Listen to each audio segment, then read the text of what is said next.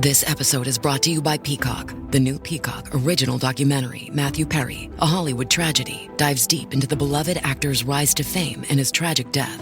5 people, including Perry's personal assistant, 2 medical doctors, and an alleged Hollywood drug dealer known as the Ketamine Queen, were charged with conspiracy to illegally provide Perry with the ketamine. Explore the details of the case in this heartbreaking special, streaming now only on Peacock. It's the left versus the right. In the right corner, it's Greg Kelly. In the left corner, it's Governor David Paterson. Live from Studio 77, it's a 77 WABC debate. This is the left versus the right on 77 WABC. For the right, for the conservatives, for MAGA, it's me, Greg Kelly. For the left, for the liberals, for the people who did not stand up for that sweet little boy the other night at the State of the Union, we have Governor Paterson, former Governor Paterson, who I know and love, and so do you. Governor, I will be needling you in your side, and you'll be doing the same to me, but it's great to see you. How are you? It's great to see you, but I have to immediately repudiate. I thought it was ghastly and horrifying. Yes. That little boy, particularly after what he went through, and they bring him out, and look, you know, we all know that it's a sense of trying to garner the feelings of people, and there's really nothing wrong with that as long as the story is legitimate, and his story was legitimate. So I don't know how some of the people who treated him that way could sleep with themselves. Yeah, it really was something. I'm glad to hear you say that. It was like a bizarro world, and they would not stand up for anything for the woman whose daughter was indoctrinated by trans radical activists, and they didn't tell the parents that they were trying to change the gender of the child, and they were so mean and ugly about it, the Democrats. They've got a big problem on their hands, don't they? They don't know what to stand for, what to do next.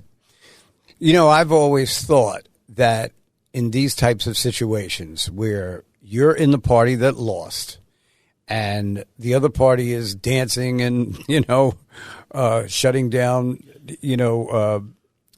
certain agencies in the government and doing a number of things that are garnering some positive publicity. Sometimes what you have to do in those situations, just be gracious about it and wait. Sooner or later, something always comes up, no matter which party we're in, that is embarrassing basically for the whole party, and then that's your chance to articulate your feelings. But interrupting the president of the United States when he's trying to speak, like the man with the cane, what was his name, Al Green, it really makes us all look like we never got any training in school about etiquette and decorum. And beyond that, I mean, like you say, like just smarts, politics even. They're bad at politics, it seems. Look, this is the left versus the right, though. We got to disagree on something here. So I heard you say something nice about Andrew Cuomo the other day. In my book, Andrew Cuomo is a narcissistic, psychopathic, crazy person. And the idea that, yeah, he could be a decent mayor. Does anybody remember what the hell happened not that long ago? Bad guy, doesn't deserve to be the mayor. What do you think? Well, I think that Andrew Cuomo, he released this video, and in the video he said, I made mistakes, but I feel I've learned from them. Now, what about us? What about the people who suffered from his mistakes? Yes. And by the way, yes. Did you watch that whole video? It was 17 minutes long. 17. It shows a little bit how out of touch he is. You don't do 17-minute videos where you say nothing for most of it. Well, that's kind of, I mean, I've known Andrew a long time, and he tends to be long when he should be short. I'd put it that way. And what bothered me is when he makes a statement, we've all made mistakes. We all feel we've learned from mistakes. But as the head of government, what were the mistakes that you would candidly admit you'd like to correct in a next term? And by him saying that, it was leading you to believe that was a throwaway line. Everything he said, we've all done that. But sometimes leading you to believe that it was significant when it actually, without the specificity, is a throwaway line. Exactly. Yeah. Now, when I first got in office, and I had made some mistakes before I got there, I thought the best thing to do was just get up and talk about them, and to take responsibility for it. And I wish we knew each other back then, because I don't think that you had to do that. You were a little bit too much information. Well, yeah, I think you're right about that. So I'll check with you the next time. Please. Well, it's fascinating. Look, there are certain mistakes. Let's say he was referring to bail reform, which he wasn't. Oh, by the way, because he specified later what he was talking about. There's no forgiveness of that, because the consequences are too dire. And, you can get forgiveness from God, or I could personally forgive you, but he hasn't even asked for forgiveness. I don't know. The guy blows with the wind. The wind was hard left that time. He went hard left. Now it doesn't even matter which way the wind is blowing. He thinks as a Cuomo, he's going to get it. And the polls indicate he might be right, but I don't think he is. I think that Mayor Adams is seriously compromised. He is, playing out the schedule. Do you know him? Yes. Is he dumb or what? He is very thoughtful. He's very spiritual, and he, I think, at certain times has missed opportunities where he kind of eschews that for some kind of, it's almost like he's lecturing everyone. And, it hasn't been particularly effective. Well, I think he's incompetent in every respect. Bad at politics, bad at governing. And, you look at his career, show me the money. I mean, showing up like that, that's how it's depressing to me. This great city has turned to such lowlifes, and potentially another lowlife. Adams, de Blasio, I have no regard for, and now Cuomo. I really hope and pray this doesn't happen. I'm going to do everything I can, which isn't much. But look, we got to disagree, and I think we might have some disagreements. I personally think that Elon Musk is a hero. I love what he's doing. I think he's incredibly talented. Usually around a president, you have a lot of mediocre people. You have grifters. You have the same people who helped you campaign, help you govern. Unfortunately, they're not really equipped to govern, but that's what you get. I think Elon Musk transcends all of that, and I trust him, and I like him, and I think he's doing amazing work. Greg, you're going to be very disappointed. You concur? What I would say is that I went to Columbia University. Undergrad or? Undergrad. And by the way, just yesterday, President Trump announced that he is removing $400 million that was supposed to go to Columbia and Barnard over the anti-Semitic conduct of the students. I think that's incredibly great.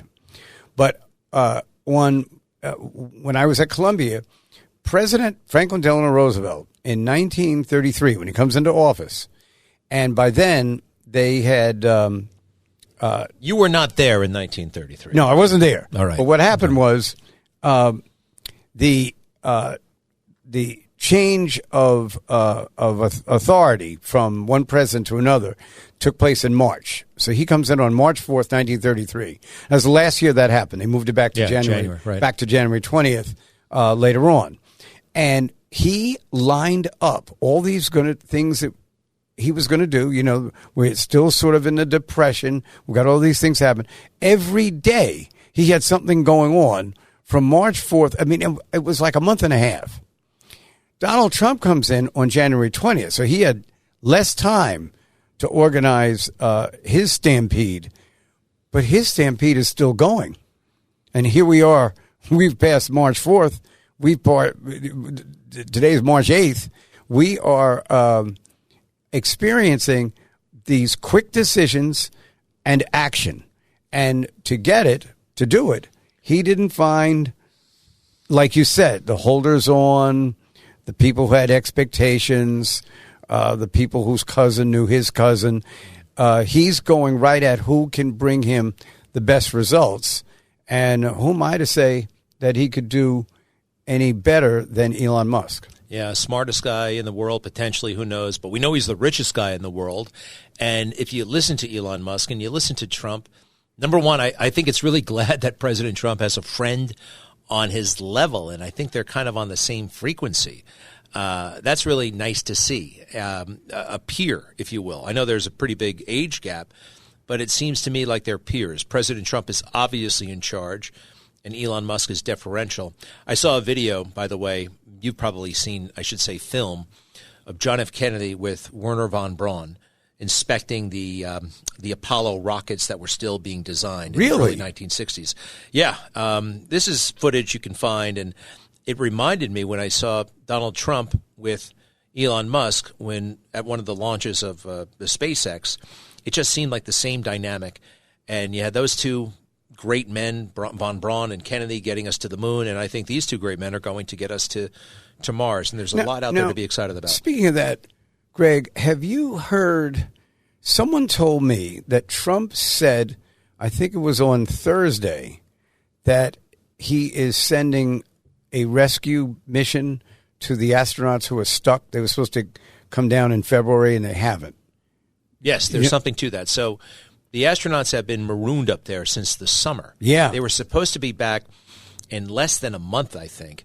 And when they hit 50 days, it was a bit of a, oh my gosh, what are we going to do? We don't have a rocket. The woman up there, the female astronaut, Sunny is her name, is getting sick. She's getting skinnier and skinnier. So Elon Musk in the summer floats, hey, I actually have the capacity to get them back. The word is that Biden shut it down. Right, that Joe Biden shut it down. At that point, we knew Elon Musk was kind of all in for Trump. Biden hates Elon Musk, hated him before all this stuff. In 2023, he was asking his Justice Department, look into Elon Musk.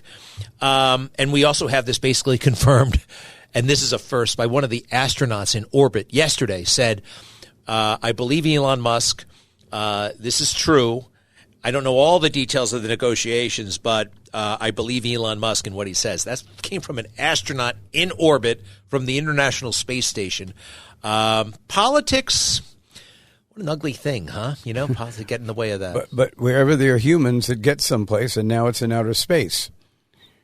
It's kind of amazing, but you see that kind of fearlessness is what made our country. You know, how the West was won. Whose kinds of which fearlessness are you referring to? The fearlessness of people who went forward and believed in developing land and moving across the country and building a government and, you know, establishing a court system and all of those things that had objections to it and opposition to it at every turn. And yet we seem to have built a country that, for the most part, does extend rights to as many people as possible and opportunity to most people if they try hard enough. Well, I hope we stay that way. One thing that really concerns me about our country and that spirit you just referred to, is it going to be lessened by marijuana, by drugs of any sort, and by entertainment?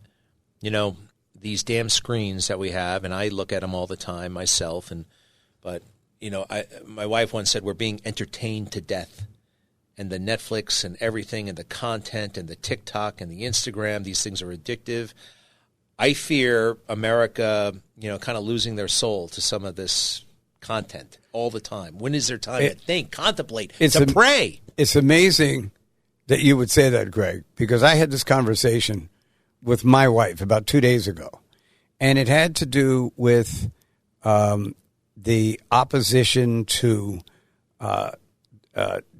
you know, the major changes in a short period of time in the government and that kind of thing. And it was, and my point was that there are probably people who would have valid objection to it, but they're too busy watching videos. Or they're too busy sending messages back and forth. I'm not going to name any names, but there's a group of people who I know, and you know them too. They sit around and text each other all day. And all they have done is destroy my phone because I can't get any messages now. Yeah. Every time I'm getting a message, one of their names pops up about something. And the most rhetoric with the least amount of communication. In other words, somebody sees a headline and then they tell all the friends, and it turns out to be a rumor. It's not true. Right. And they get mad about that, furious about that. Then something else happens. They move on. And that's part of why nothing remains long enough for us to think about for it to really kind of seep into the hard drive of our brain. Yeah. And that's one of the reasons why Cuomo, he's the beneficiary of this stuff, because it's like people can't remember anything that happened. And, they were snowed for a long time while he was in office. And by the way, I will say this for everybody, and people hate it when I say this. I mean, there are a lot of reasons to oppose Cuomo, a lot of reasons to hate Cuomo. But one thing I don't believe is I don't think he's a sexual predator. I don't think he harassed them to the extent that he should have been forced out of office. The COVID stuff, the $5 million book deal while he's still in office, totally repugnant to me. But if you read Tish James's Tish, like she's some friend of mine, Tish, if you read that Attorney General's report, it does not amount to much of anything. That thing in and of itself is a scandal, that document. Well, I've known Andrew a long time, and I've known him in different environments. And I've even known him in, we've gone out and had dinner and had a few drinks, that kind of thing. I never heard him address women or act in a way that was inappropriate, other than, like a woman might pass by and say hello to me and him, and then they go away. And he might have said something like, wow, she's beautiful. That's not an insult. And not only that, she's not even there.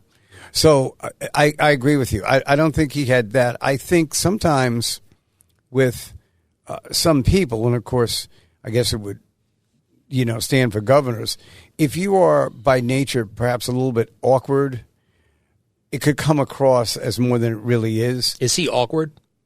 He can be at times. And, but, other times I've found him to be very funny, but I'm just saying that I wanted to hear the smoking gun, and I don't think I ever heard it in that case. Well, believe it or not, and this is in the report, sexual abuse survivor number 8, or whatever number, right? When he got a COVID test in public on a stage, right? And we all saw it. It was on live television. Right. The doctor comes over to him. It's a female doctor. She's in a lab coat. And goes, hello, doctor. You'll make that gown look good? Okay, tilt my head back. That make that gown look good was cited as an example of sexual harassment. It's in the report. That's how, to me, scandalous it is. Again, I have no regard for this guy. I think he's a narcissistic individual. I think he's a little bit psychopathic. I think he has serious problems. I tried to address this with him. Other than that, he's a pretty good guy, right? Well, I mean, he has no business in public life. He didn't atone for it. He didn't even apologize in any. What did he do over the past 4 years? Look, enough about him. I want to ask about something else. How do you feel about the war in Ukraine? Very quickly, I'm sick of it. I want it over. And I can't say I'm too passionate about. I'm supposed to be on Ukraine's side, I know, but, I'm more on the side of peace. How do you feel about all this stuff? I'm sick of it. I want it over. I think that the president may have a worldview here, which I guess I could tolerate, which is his biggest fear is not that he would necessarily lose a good relationship with Russia, but that China might have a better one, and that China might take Russia into places that the United States could not. And maybe that's the reason, but I just didn't think it was necessary for them to have that, Jerry Springer fight on that was seen on national news when they really needed to be talking about stopping communism. And when I was a kid, anytime somebody said anything that was even mildly generous to some of the nations behind the Iron Curtain, they were called a communist. now there are people who are telling you they're communists, and we're still not doing anything about them. Well, very interesting, Governor. I find ourselves in unexpected agreement on a lot of things. Don't worry, we still have 40 minutes to go. Okay. We'll be right back with From the Left and the Right on 77 WABC. It's the left versus the right. From Studio 77, it's a 77 WABC debate. 77 WABC. Welcome back to the left versus the right. Representing the right, MAGA, and all things good and conservative, me, Greg Kelly. Representing the wackos, and I'm just kidding, Governor, but you're fine. But some of the people in your party, oh boy. Former Governor David Paterson, it is great to see you. Governor, I think here is actually, I shouldn't do this, but something else we could possibly agree on. The media in America, the dominant media, the legacy media, are scum. That's the word I'm going to use. You can... I don't know, that's probably slightly vulgar, but yeah, I'm going to stay with it. Well, it is clear that the media goes outside of the boundaries that they even have set for themselves at times. I'm sure whenever you are in any kind of office, you become victimized by it, and that kind of thing. I remember the one temper tantrum I had in public, the one, was when they said that I took my 16-year-old daughter to a nightclub. Now, upon further research, I took my daughter to an event that was in that facility that had been paid for by HBO because they were looking for young people to become interns or going into advertising and that kind of thing. And my daughter was 22. and so I really lost it, and I had this talk with myself that I'll never let that happen again. And I think it's been about 15 years. I've still got my streak going, but the thing is, what, you'll never let what happen again? Losing your temper? Losing my temper over that kind of thing. Where did you lose your temper? I mean, that, by the way, if you're going to lose your temper, that you're totally justified. What a gross misrepresentation of what happened. I mean, that's crazy what they did. Who wrote the story? I lost my temper on New York One. The story was in the Post, but then even they ridiculed me for, I don't even know what, when that would have been a natural reaction of any parent in a situation where the facts were completely were not accurate in that article. You're like, that's the way you should react. Harry Truman, remember he wanted to punch that guy in the nose. He ripped his daughter, said she was a bad piano player or something like that. Yeah. I mean, you got to be a human being. And I think Trump, quite frankly, has changed the game. And you can be. And this is what people value. We value a lot more than authenticity, but authenticity is a key component. And too many politicians for too long have been what they think they're supposed to be as opposed to what they are. I had an encounter with the former president a couple of months ago. Which one? Donald Trump. The former president. Well, he's president now. That's right. He was former president at the time. But he was president-elect at the time. And he comes to the Alfred E. Smith dinner. And this is when he makes the statement to Adams that he thinks what they've done to Adams is pennies next to what they've done to him. But it's like 8 or 9 of us standing around. And I always thought that I knew how to get his attention because I've known him so long. So I walked past him. I said, Mr. President, I had this staff member that you couldn't stand, and I really wish I'd listened to you. He jumps up. He's, Who was it? Who was it? So I tell him who it was, and he says, that guy, every time we had a business deal on the table, he tried to kill it, and he's carrying on. And I'm telling him that the same guy was mad at me over something and tried to hire a lobbyist. How do you hire a lobbyist to lobby the governor when you work for the governor? And so, we're both kind of going like this. And all of a sudden, the president puts his arm around me and he says, no, there's no problem here. We're talking about an old friend. It's an old friend of ours we miss.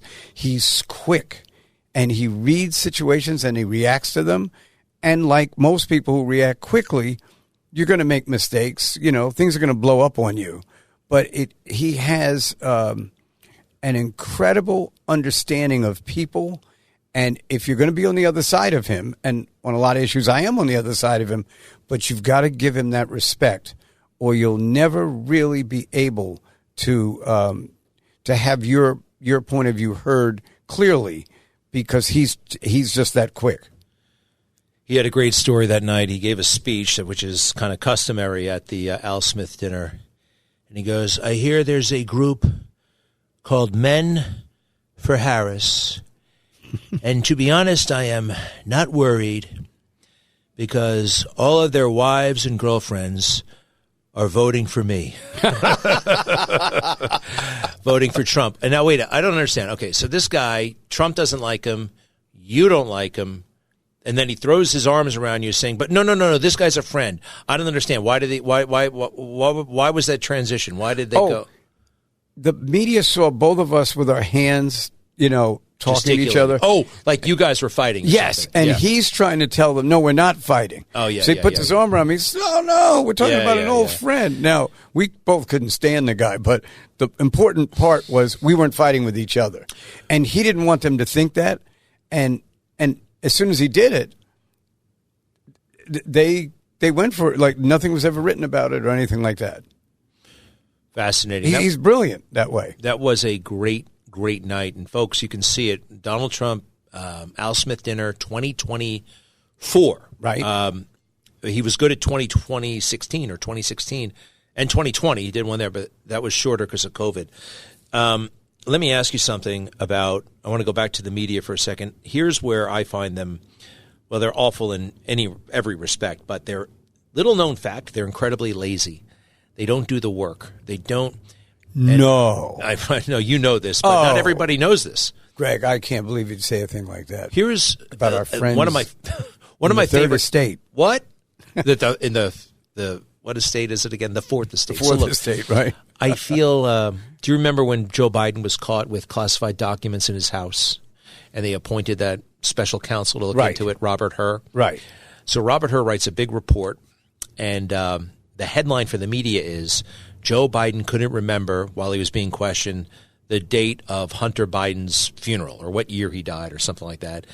And Joe at the press conference or at the availability got very angry. How could he put that in the story? And that was the story. Yeah. Right? Joe getting angry. Now, if you actually read the report, because Joe said thereafter, well, I made a mistake. I didn't make sure my staff should have been more careful with my documents. They shouldn't have sent them to my house. And his lawyer, Bob Bauer, said the same thing on one of the big national Sunday shows, Face the Nation. Well, if you read the report, it actually says in the middle of the report, well, deep into the report, 200 pages in, that Joe Biden was observed by witnesses, staff at the Naval Observatory, the vice president's, residence, packing boxes by himself and loading those boxes by himself onto the moving truck. And they actually have a receipt from the moving van company that says they took the material to where it ended up.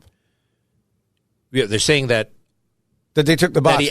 That he actually packed the boxes himself and put those boxes on the moving van himself as vice president of the United States. It's in the report. The only people who know this right now is anybody watching this conversation, you, people who have possibly listened to my radio show or seen me on TV, because I made this point.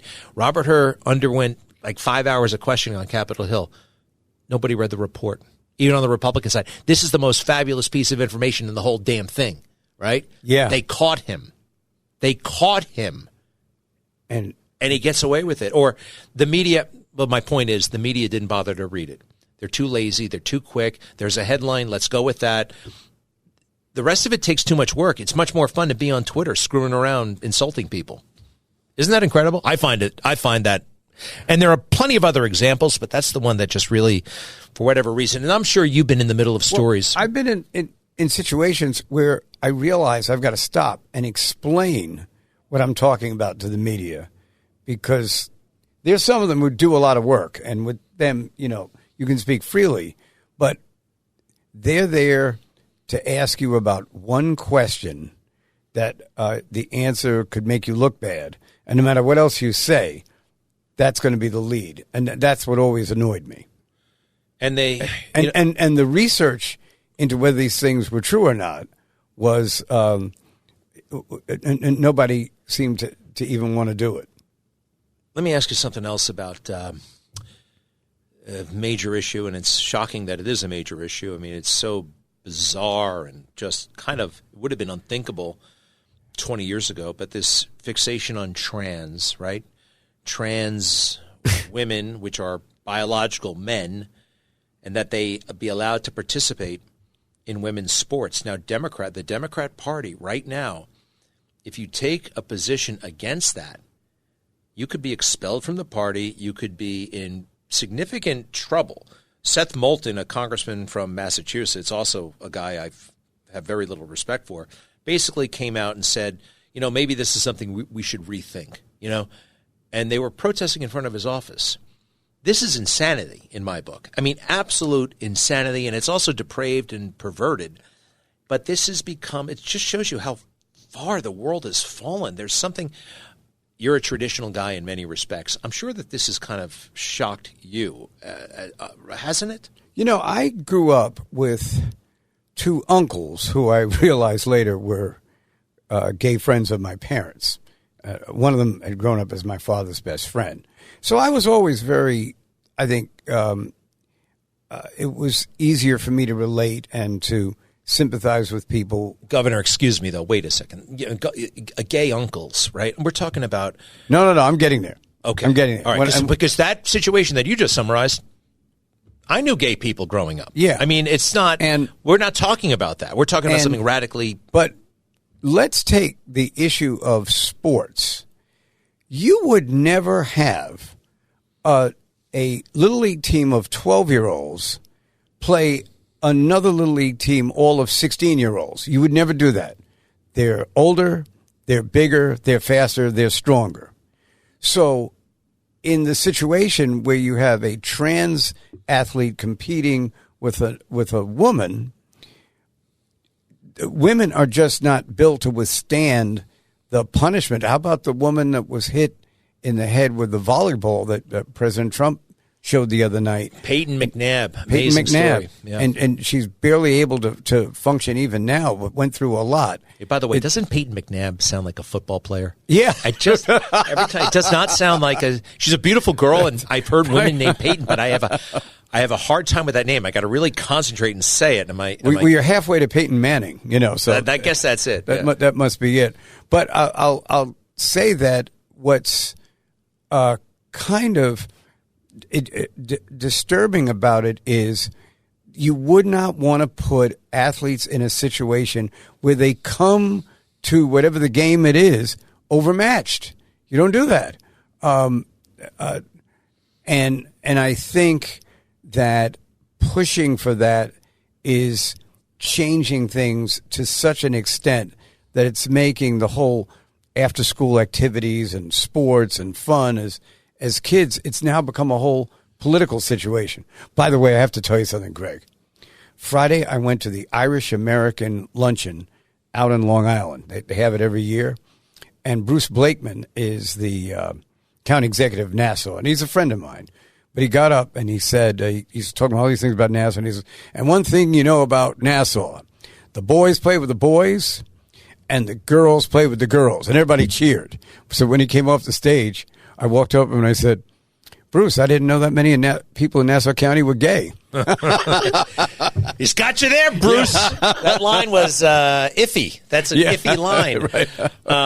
All right, let's talk a little bit about. But it is amazing we are where we are with that issue. That it's it's even debated.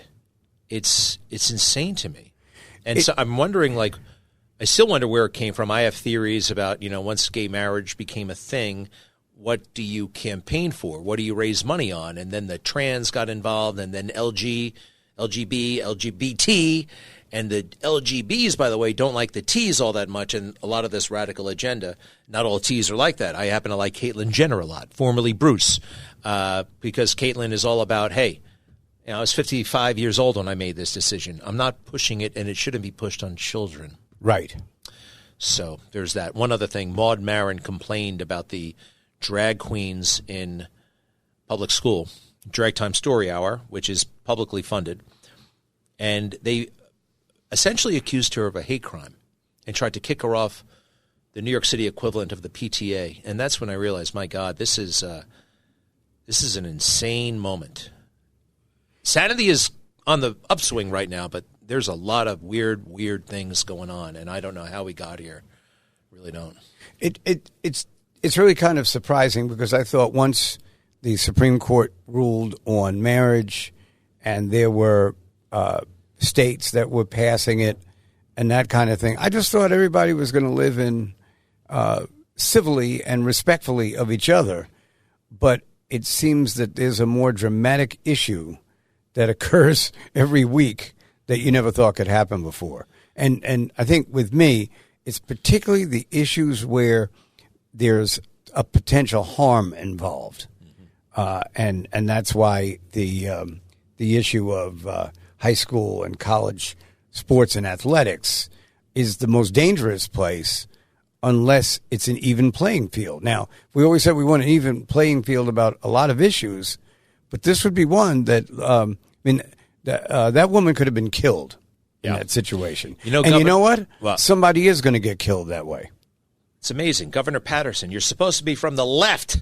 It sounds like you're from the common sense middle. I love it. Well, even on the left, you're allowed a day off.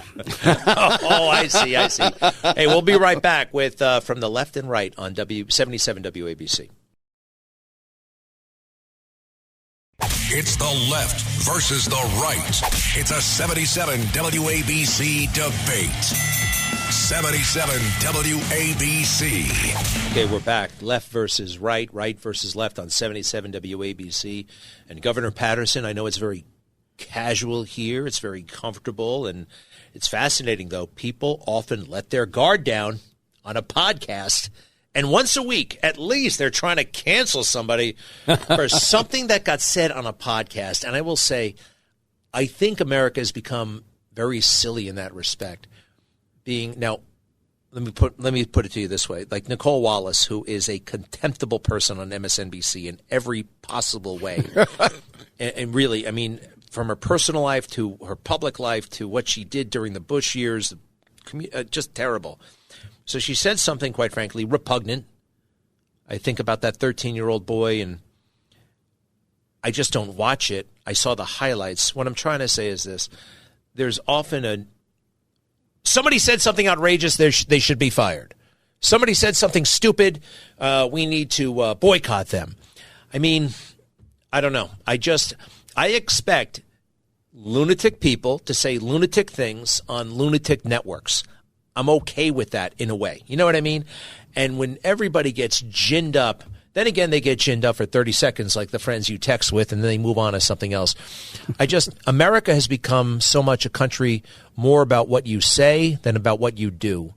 And, if the devil shows up, I am sure the devil is going to say all the right things and do all the horrible things. Human beings often say the wrong thing. And the idea that we're canceling people left and right. And however, I am going to say, Nicole Wallace is very cancelable right now. This possibly is one of those times where you get fired. But I think we're a little bit too uptight in many respects. Now, what did she actually say? I didn't She said the 13-year-old boy that nobody stood up for, sweet kid, he's going to be a cop. That's great. I guess he figured that out already. If he does become a cop, I hope he doesn't become one of the Capitol police officers who had to fend off MAGA insurrectionists. And I certainly hope he's not one of the police officers who winds up killing themselves because of what happened on January 6th because of Trump. See, that's an example of someone using a situation and twisting it into things they wanted to say anyway. See, she could have talked about those other issues and left the boy out. He's a 13-year-old boy. He doesn't know what he's going to be when he grows up, and neither do his parents, and certainly less than she would know. And I think that's when the media hits a place where I hear you about the vileness of it, that this was just taking a situation and transposing it is really the word I'm looking for into your rant that you were going to make anyway. So here's something that I think we might have some differences of opinion over: crime. crime has exploded all over the place. It's been, in some sense, normalized. The police have been neutered in many respects. Culturally, very difficult for them to respond. I would say for about at least 10 years now, you can't trust numbers from the police department about crime. It's become so politicized. Crime is a bigger problem than ever before. The government, well, possibly not ever before, but certainly in the past 20 years, it's horrendous. And the government says, we're doing a good job. The government is doing a good job. Just ask the government. The city is out of control. So many communities across the country are out of control. I know it. I believe you know it. And, well, homicides are down. Number one, they do play games with those numbers. And number two, you know what? I don't really care about homicides. I don't. I've never seen anybody murdered in my life. But I have seen harassment. I have seen assault. I have seen robberies. And those are the crimes that actually people, I think, are most have to deal with, not homicides. And when they point to homicide, that's not the indicator. That's not the overall indicator. But what do you think? I remember in the late 80s into the 90s, these were the worst crime statistics I believe the city ever had. And I remember at the time, I was in my 30s, I guess. And I didn't change any of my routes. I didn't change anything because I got the feeling this was an issue of drugs and drug dealing and retaliation and gang fighting against each other. That if you basically just minded your own business, you'd be okay. For some reason now, and really for the past couple of years, I don't feel that way anymore. In other words, it just seems like anything could happen at any moment to anybody. It could be random. You didn't have that many random crimes back. I mean, you had people robbed, and the people got robbed was selected randomly. But I'm talking about people who randomly attack people and didn't have any reason for it. Even when, somebody looked at you the wrong way and you attacked them, at least there was not a good reason, but there was a motivating reason. So what I'm saying about this is, I was in a rather small incident, as you know, a few months ago. But what really annoyed me was 2 of the participants were given an opportunity to redeem themselves by the court. I thought part of the redemption would be that they would talk to the people who they attacked. So my wife called the DA's office to ask if that was going to happen. They said, no, if they came to see you, that would be like admitting guilt. Now, that is about the stupidest, most inane, inept statement I think I've heard out of anybody. And I'm glad I don't know who it is, because I would take their name and publicize it. Because, if you're going to have diversion and you're diverting someone away from attacking people, what would be the best place to start? Talking to the people they were involved with. So I have to say you've run the table on that one, Greg. Well, Governor Paterson, it's really a privilege sitting with you and discussing the issues of our time and what's hot and what's not. And you're an amazing man. You're a living legend in many respects. And I really appreciate spending time with you. And thank you. Thank you very much. Well, thank you. I'll try to move a little more to the left next time. That's okay. From the left versus the right, this is Greg Kelly for 77 WABC.